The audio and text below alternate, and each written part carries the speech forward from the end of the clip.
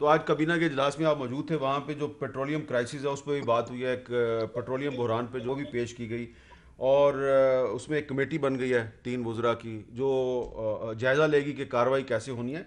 आप नाज़रीन जानते हैं कि इस मामले पे हमारे साथी हैं शाहज़ेब खानज़ाद साहब, उन्होंने इसको बहुत फॉलो अप किया, तो शाहज़ेब खानज़ाद साहब से इस पर बात करते हैं।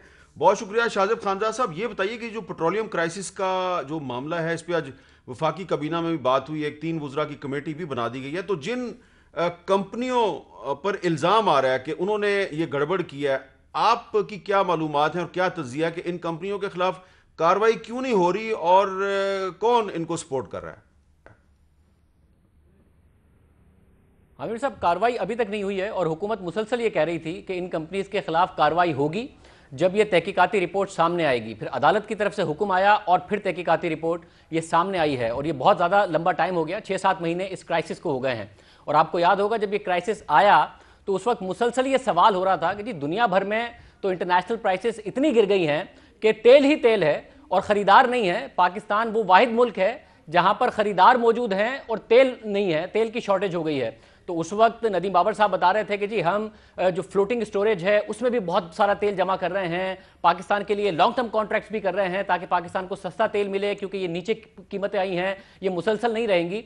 अप्रैल मई में वो ये दावे करते रहे और फिर जून में ये बहुत बड़ा क्राइसिस आ गया। और फिर क्राइसिस भी ऐसा था कि जो तेल बेचने वाली कंपनियां हैं आबिद मीर साहब, वो अगर कोई मोटरसाइकिल में भी तेल भरवाने जाता था तो वो कहते थे जी नॉर्मल तेल नहीं है हमारे पास, आपने भरवाना है तो हाई ऑक्टेन भरवा ले। और हाई ऑक्टेन 150 रुपए पे रखा हुआ था, 40 से 50 रुपए की कीमत में फर्क था, और गरीब आदमी को भी 150 रुपए का तेल भरवाना पड़ रहा था। और सिर्फ प्राइवेट कंपनीज नहीं कर रही थी ये काम, पीएसओ भी इतना ही महंगा हाई ऑक्टेन लोगों को बेच रही थी। अरबों रुपए का यह गबन हुआ।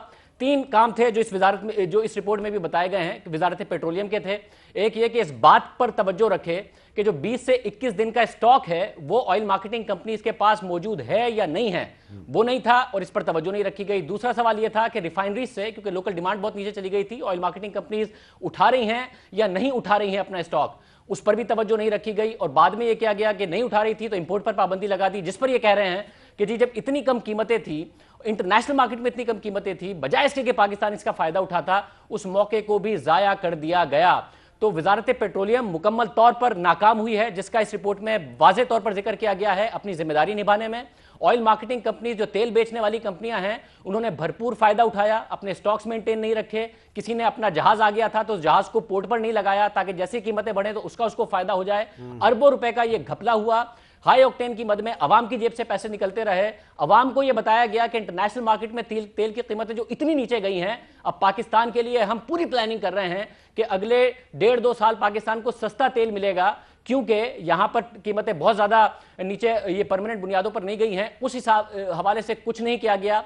एलएनजी की कीमतें नीचे थी। हम सितंबर से बार बार कह रहे हैं वजारत पेट्रोलियम से कि ये कीमतें बढ़ रही हैं, ग्लोबल डिमांड बढ़ रही है, उसके लिए कुछ नहीं किया। अब आप जनवरी का टेंडर देख लें कि पहले तो शुरू के 20 दिन में कोई देने नहीं आया, एलएनजी का कोई सप्लायर नहीं मिला। फिर इमरजेंसी का जो टेंडर किया है, जून जुलाई अगस्त में जो 10 से 12% की कीमत मिल रही थी, अक्टूबर तक भी आपको 12.5% तक पर ब्रेंट ऑयल का एलएनजी मिल रही थी। अब 40 से 44% की इमरजेंसी टेंडर में ऑफर आई हैं।